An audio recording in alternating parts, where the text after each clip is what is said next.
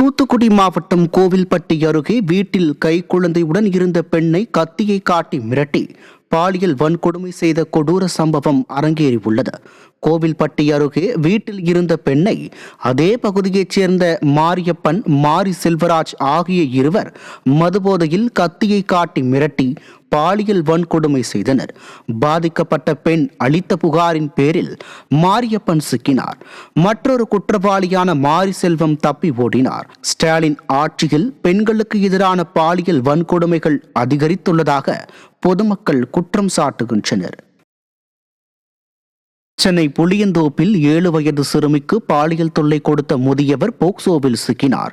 புளியந்தோப்பு பகுதியில் வீட்டில் தனியாக இருந்த 7 வயது சிறுமிக்கு அப்பகுதியில் கோயிலில் பணிபுரிந்து வந்த சேகர் என்ற 65 வயது முதியவர் பாலியல் தொல்லை அளித்துள்ளார்.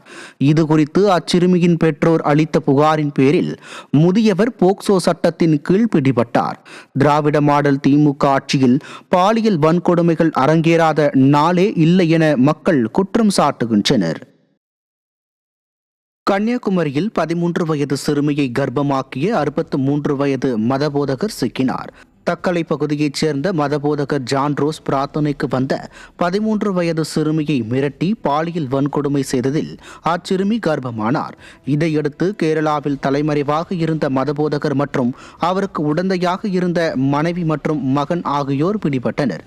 திமுக ஆட்சியில் பாலியல் வன்கொடுமை சம்பவங்கள் சர்வசாதாரணமாக நிகழும் நிலையில் தன்னை அப்பா என்று மாணவர்கள் அழைக்கும் போது ஆனந்தமாக உள்ளது என்று கூறிய முதலமைச்சர் எங்கே சென்றார் என மக்கள் கேள்வி எழுப்பியுள்ளனர்.